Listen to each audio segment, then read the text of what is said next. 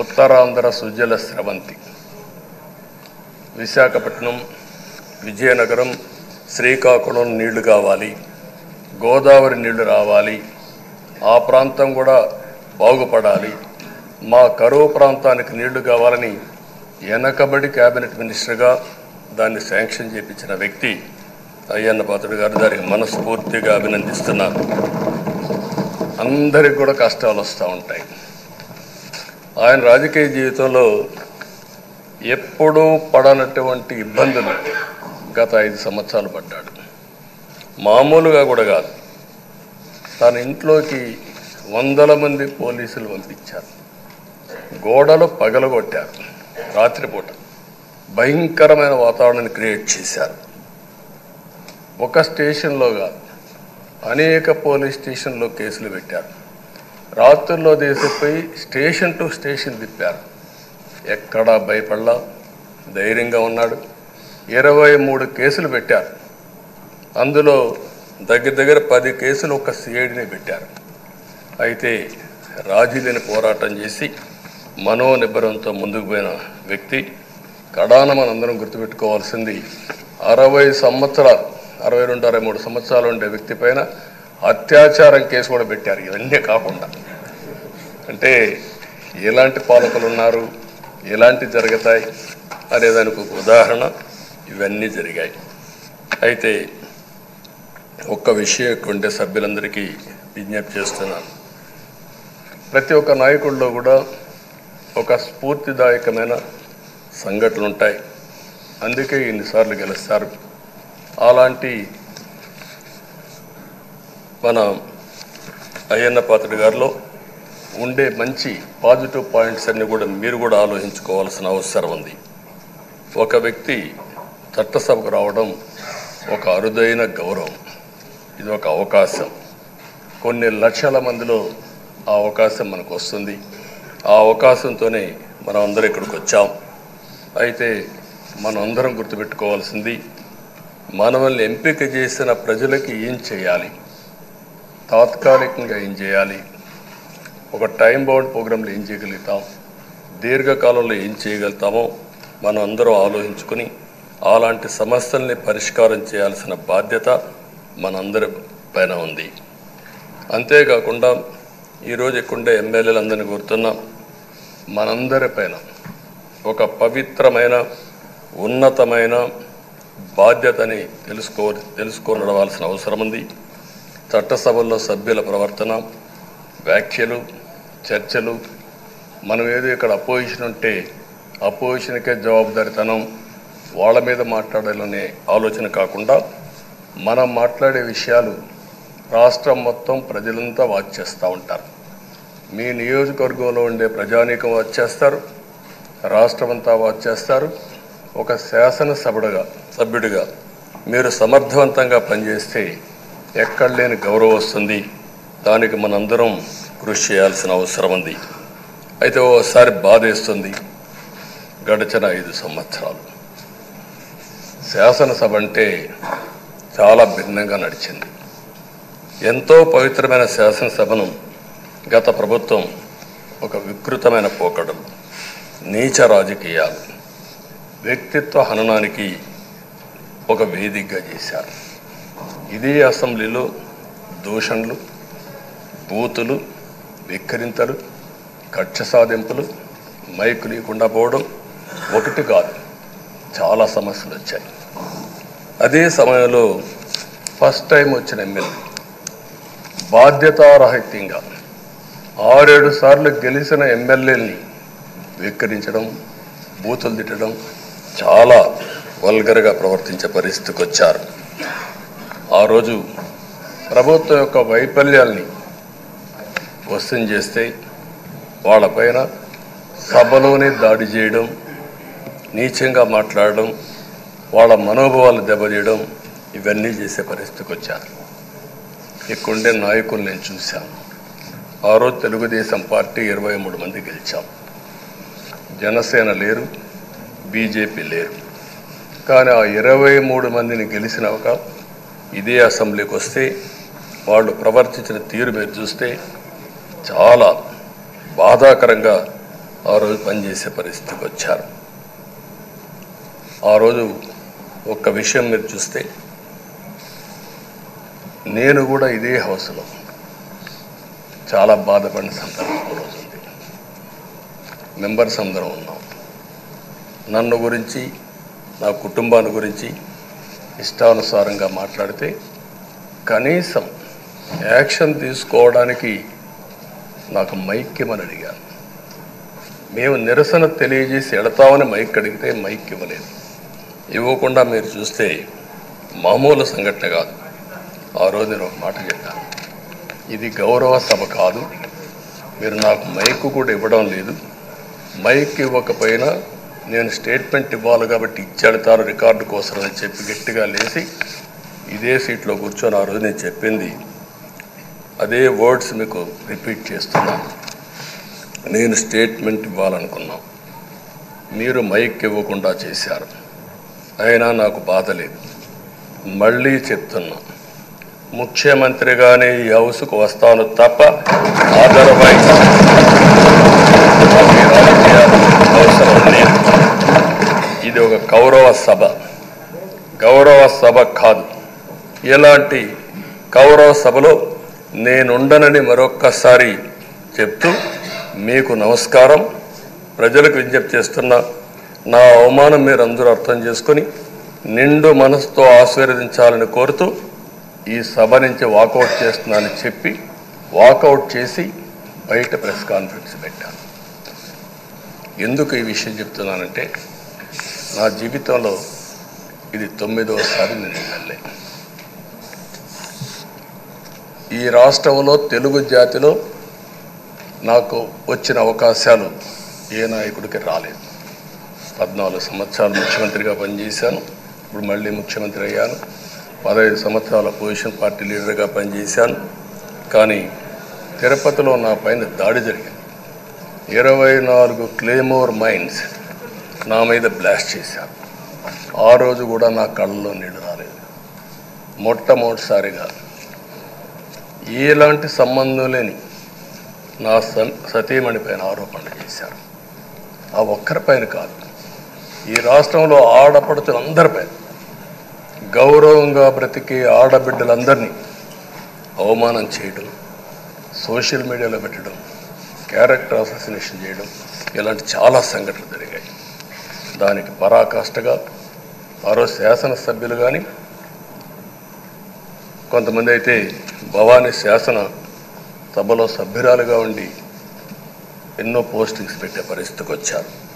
అలాంటి సంఘటనలు చూసిన తర్వాత ఫస్ట్ టైం నా జీవితంలో ఆడబిడ్డల కోసరం ఇలాంటి హననాన్ని చేశారని బాధపడుతూ కంటతడి పెట్టాను. ఆ రోజే అనుకున్నా, ఇలాంటి పార్టీ ఈ రాష్ట్రానికి అరిష్టం, ఇలాంటి వ్యక్తిత్వం ఉండకూడదు. మళ్ళీ ఈ రాష్ట్రాన్ని గౌరవ సభ చేసి హోందాగా నడిపించే వరకు నేను పనిచేస్తానని చెప్పి ఒక శపథం చేశాను. ఆ శపథం ప్రకారమే ప్రజలు గెలిపించారు, వచ్చాను. ఈరోజు 2 సంవత్సరాల తర్వాత, ఆ రోజు నేను వెళ్ళింది 2021 నవంబర్ 19వ తారీఖున వెళ్ళాను. నిన్న మీ అందరి ఆశీస్సులతో, ప్రజలందరి యొక్క ఆమోదంతో ఈ సభలోకి ఎంటర్ అయ్యాం. నాకు జరిగిన అవమానం కానీ, ఆడబిడ్డలకు జరిగిన అవమానం కానీ భవిష్యత్తులో ఎవరికీ జరగకుండా కాపాడే బాధ్యత ఈ అసెంబ్లీ తీసుకోవాలని అందరినీ కోరుకుంటున్నాను. నా గౌరవాన్ని కాపాడిన ప్రజానీకానికి మరొకసారి మనస్ఫూర్తిగా ధన్యవాదాలు, అభినందనలు. నా జీవితాంతం రుణపడి ఉంటా. మళ్ళీ నాకు జన్మనంటే తెలుగువాడుగా పుట్టాలని, తెలుగు గడ్డ రుణం తీసుకోవాలని నా ఆకాంక్ష. తప్పకుండా ఇచ్చేస్తాను. మొన్న మీరు ఒక్కసారి చూస్తే ఎన్నికల్లో ఇక్కడుండే శాసనసభ్యులందరికీ అనుభవం ఉంటుంది. ఎక్కడో అమెరికాలో ఉండే వ్యక్తులు 5 లక్షలు 10 లక్షల రూపాయలు ఖర్చు పెట్టుకుని ఓటొచ్చి ఓటేయడం, నెల 2 నెలలు పనిచేసే పరిస్థితికి వచ్చారు. వేరే రాష్ట్రాల్లో ఉండే ప్రతి ఒక్కరూ ఇది నా బాధ్యత అనే ఉద్దేశంతో అందరూ వచ్చి ఓట్లేసే పరిస్థితికి వచ్చారు. కొన్ని సంఘటనలు చూస్తే ఆశ్చర్యం వేస్తుంది. హైదరాబాద్ నుంచి ఎన్నికల ముందు రోజున 55 ట్రైన్లు వేశారు. 55 ట్రైన్లో ఫుట్పాత్ల పైన నిలబడుకొని వచ్చారు. ఏసీలో ఫుల్గా, మామూలుగా ఏసీ అంటే ఒక ప్రెషర్ ఉంటుంది, ఎక్కువ మంది ఉంటే గాలి ఆడదు. అయినా కూడా లెక్క పెట్టుకోకుండా వచ్చారు. వీళ్ళందరినీ మనం పిలిస్తే రాలా, మనం ఆర్గనైజ్ చేస్తే రాలా. కానీ ప్రజలు గెలవాలి, ఈ రాష్ట్రాన్ని కాపాడుకోవాలని పిలిపిచ్చాం. ఎన్డీఏ, పవన్ కళ్యాణ్ గారు, బీజేపీ, తెలుగుదేశం ముగ్గురం కలిసి దాంతో స్పందించి పెద్ద ఎత్తున ప్రతి ఒక్కరూ మా బాధ్యతను వచ్చారు. అదే మాదిరిగా పేదవారు భోజనం తెచ్చుకొని బస్సుల్లో వచ్చి ఓటేసి మళ్ళీ వెళ్ళారు. అంటే అంత అభిమానం చూపించారు. వాళ్ళ రుణం తీర్చుకోవాల్సిన బాధ్యత ఈ సభ పైన ఉందని చెప్పి మీ అందరికీ తెలియజేస్తున్నా. ఆ బాధ్యతని మన కళ్ళ ముందు ఎప్పుడూ కనపడవలసిన అవసరం ఉంది. ఈరోజు రాష్ట్రం విధ్వంసమైన రాష్ట్రాన్ని మళ్ళీ గాడిన పెట్టాలి. మంత్రులందరం ప్రమాణ స్వీకారం చేశాం, పవన్ కళ్యాణ్ గారు అందరం కూడా చేశాం. కానీ ఈరోజు ఒక్కసారి ఆలోచిస్తే ఎక్కడున్నామో తెలియని పరిస్థితి, ఎంత అప్పు ఉందో తెలియని పరిస్థితి, చాలా సమస్యలు ఉన్నాయి. అయితే ప్రజలు మంచి ఎమ్మెల్యేలు ఎన్నుకున్నారు. నేను కానీ, పవన్ కళ్యాణ్ గారు కానీ, బీజేపీ కానీ, అగ్రనాయకత్వం అందరం కూడా, నరేంద్ర మోడీ గారితో సహా ఇంకొక పక్క అమిత్ షా గారు అందరం కూడా మీటింగ్లు పెట్టినప్పుడు చాలా స్పష్టంగా హామీలు ఇచ్చాం. అవి నమ్మారు, మనలందరినీ ఎంపిక చేసుకున్నారు. మీరందరూ కలిసి ఒక మంచి వ్యక్తిని, రాజకీయాల్లో గౌరవాన్ని కాపాడే వ్యక్తిని, పార్టీని నమ్ముకున్న వ్యక్తిని మీరు ఎన్నుకున్నారు. ఈరోజు మనందరం కూడా గుర్తుపెట్టుకోవాల్సింది, ఇక్కడికి వచ్చినప్పుడు అవతల పార్టీ వాళ్ళు కూడా మనం ఎగతాళి చేయాల్సిన అవసరం లేదు. ప్రజలు పనిష్మెంట్ ఇచ్చారు. ఇదే హౌస్లో నేను చూశాను, 23 సీట్లు మాకు వచ్చాయి. నేను బాధపడ్డాము. కానీ ప్రజాస్వామ్యాన్ని గౌరవించాలనే ఉద్దేశంతో ప్రజాస్వామ్యుతంగా పనిచేశాం. 23వ తారీఖు ఎన్నికల రిజల్ట్స్ వస్తే దాన్ని వక్రీకరించి 23వ తారీఖున దేవుడు రాసిన స్క్రిప్ట్ ఇది, మీకు 23 సీట్లు వచ్చాయని మాట్లాడారు. ఇప్పుడు నేను అడుగుతున్నాను, కూటమికి 164 సీట్లు వచ్చాయి. 1, 6, 4 కూడుకుంటే 11 వస్తుంది. రాష్ట్రంలో దగ్గర 1631 రోజులు అమరావతి రైతాంగం ఆడబిడ్డలు ఉద్యమం చేశారు. ఆ 4 నెంబర్లు కలుపుకుంటే 1, 6, 3, 1 కలుపుకుంటే 11 వస్తుంది. అంటే ఇది కూడా భగవంతుడి స్క్రిప్ట్ అయినా కూడా నేను మాట్లాడడం లేదు, నేను కామెంట్ చేయడం లేదు. ఈరోజు ఉంటే వాళ్ళకు కూడా అర్థమయ్యేది. వాళ్ళు ఉండకుండా పోవడం అనేది వాళ్ళ పిరికితనం తప్ప ఇంకోటి కాదని చెప్పి కూడా నేను మీకు తెలియజేస్తున్నా. అయితే నేను ఇక్కడుండే సభ్యులను కూడా మిమ్మల్ని కోరుతున్నా, మనం ప్రజా సమస్యలపైన దృష్టి పెట్టాలి తప్ప వీళ్ళ మీద కాదని చెప్పి కూడా నేను మీకు తెలియజేసుకుంటున్నాను. ఆ రోజు పవన్ కళ్యాణ్ గారిని అసెంబ్లీ గేటు కూడా తాకనీయం అని పెద్ద పెద్ద డైలాగులు చెప్పారు. 21 సీట్లలో పోటీ చేస్తే 21 సీట్లని గెలిపించిన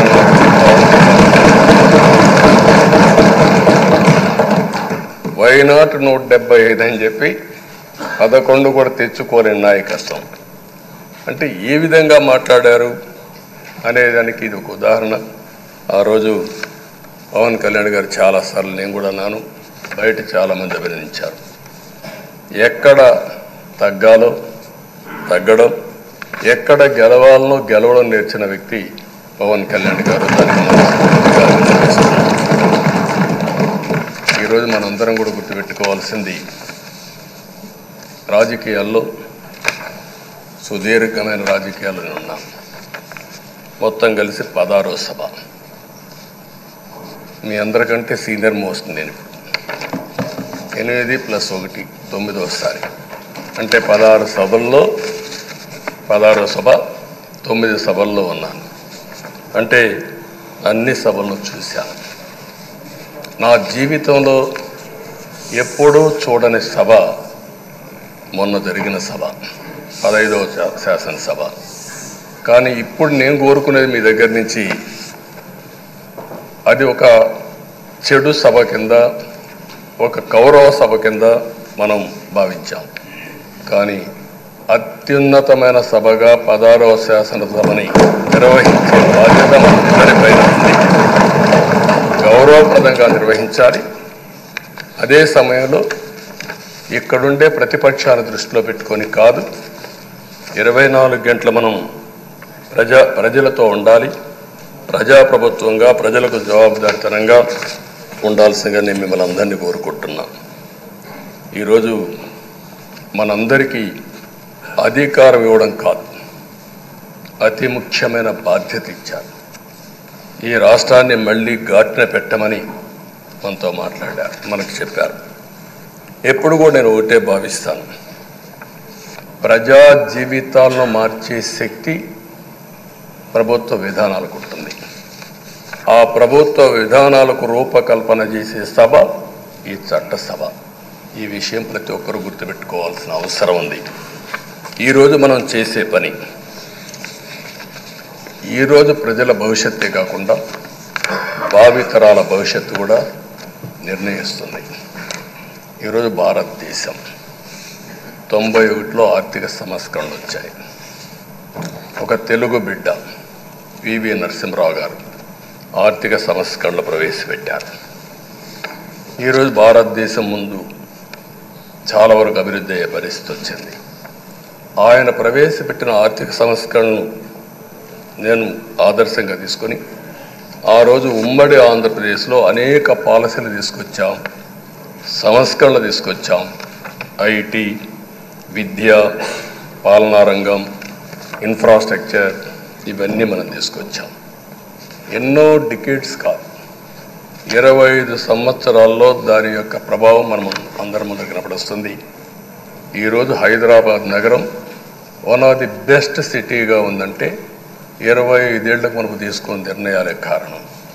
ఈరోజు నేను అందరినీ ఒకటే కోరుతున్నా, మీ అందరినీ, ఈరోజు భారతదేశం 5వ అతిపెద్ద ఆర్థిక వ్యవస్థ.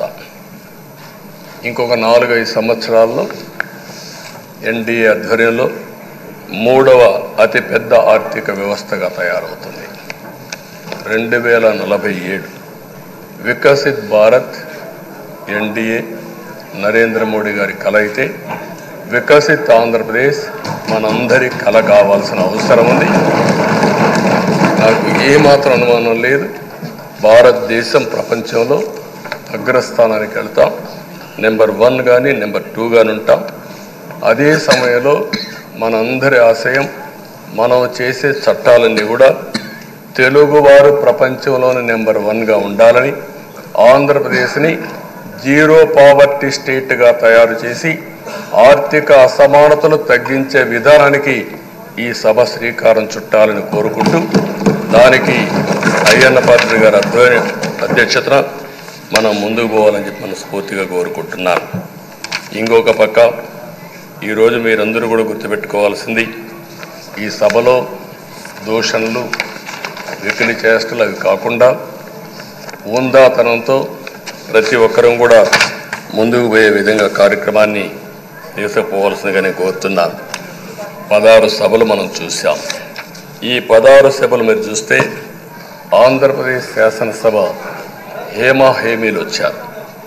అందులో టంగుటూరి ప్రకాశం పంతులు, ఎన్జి రంగా, నీలం సంజీవరెడ్డి, బెజవాడ గోపాల్ రెడ్డి, తెన్నేటి విశ్వనాథం, గౌత లచ్చన్న, పివిజి రాజు, ఉచ్చలపల్లి సుందరయ్య, అయ్యదేవర కాళేశ్వరరావు, చండ్ర పుల్లారెడ్డి, వావిలాలు గోపాలకృష్ణయ్య, మోటూరి హనుమంతరావు, గుంటూరి బాపనయ్య, కాకాని వెంకటరత్నం లాంటి ఉద్దండులందరూ వచ్చారు. వీళ్ళు కాకుండా పివి నరసింహరావు ఈ రాష్ట్రంలోనే పుట్టి కేంద్రం నుంచి ఆర్థిక సంస్కరణలు తీసుకొచ్చారు. ఇంకో పక్కన ఎన్టీ రామారావు గారు, ఒక చరిత్ర సృష్టించిన యుగ పురుషుడు ఎన్టీ రామారావు గారు. వీళ్ళందరూ మనకు ఆదర్శం కావాలని మనస్ఫూర్తిగా కోరుకుంటున్నాను. అందుకని ఈరోజు ఒక పక్కన చూస్తే చట్టసభల విలువ తెలిసిన వ్యక్తి అయ్యన్న పాత్రుడు గారు. అనేక సందర్భాల్లో ఒక్కోసారి ఆవేశాలు మెంబర్లో వచ్చాయి. అవన్నిట్లో మీరు కూడా భాగస్వాములుగా ఉన్నారు. కానీ ఈరోజు నేను కోరుకునేది మీ ఆధ్వర్యంలో రాజ్యాంగ స్ఫూర్తి నిలుస్తుందని, ప్రజాస్వామ్యాన్ని కాపాడతారని, ఈ సభ హోందాగా నడుస్తుందని దాంట్లో నాకు ఏమాత్రం అనుమానం లేదు. ఆ నమ్మకం ఉంది. దానికి మరొక్కసారి మీ యొక్క ఆధ్వర్యంలో భగవంతుడు అన్ని విధాల మీకు ఆ శక్తినివ్వాలని, తప్పకుండా ఈ అసెంబ్లీ సెషన్స్లో ఈ 5 ఏళ్లలో రాష్ట్రానికి కొన్ని సమస్యలు ఉన్నాయి. వాటి మీద ఎక్కువ మనం ఫోకస్ పెట్టాల్సిన అవసరం ఉంది. రాజధాని కట్టుకోవాలి, పోలవరం పూర్తి చేసుకోవాలి, నదుల అనుసంధానం చేసుకోవాలి, పెట్టుబడులు రావాలి, మౌలిక సదుపాయాలు కలిగించాలి, బీసీలకు బడుగు బలహీన వర్గాలకు న్యాయం చేయాలి. ఏది చేసినా పేదవాళ్ళ దృష్టిలో పెట్టుకొని ఈ అసెంబ్లీ చేసేటప్పుడు మీ అపారమైన అనుభవాన్ని మీరు ఉపయోగించుకొని ఈ సభను సక్రమైన దారిలో నడిపించేదానికి మీరు దోహదం చేయాల్సిందిగా మిమ్మల్ని అందరినీ కోరుకుంటూ, ఈరోజు మీరేసే మీ ఆధ్వర్యంలో జరిగే చర్చలు 2047కి తెలుగు జాతి ప్రపంచంలోనే నెంబర్ 1గా ఉండడానికి, ఈ రాష్ట్రంలో పేదరికం లేని సమాజాన్ని నిర్మాణం చేయడానికి, ఆర్థిక అసమానతలు తగ్గించే దిశగా మన ప్రయాణం సాగడానికి పూర్తిగా మీ ఆధ్వర్యంలో సాగాలని చెప్పి కోరుకుంటూ, మరొక్కసారి మీకు భగవంతుడు అన్ని విధాల ఆయురారోగ్యాలు ఇచ్చి ఈ సభను సుజావుగా నడిపించే కార్యక్రమానికి శ్రీకారం చుట్టాలని కోరుకుంటూ మీకు నమస్కారం తెలియజేస్తున్నాను. పెద్దలు గౌరవనీయులు పవన్ కళ్యాణ్ గారిని మాట్లాడవలసిందిగా కోరుతున్నాను.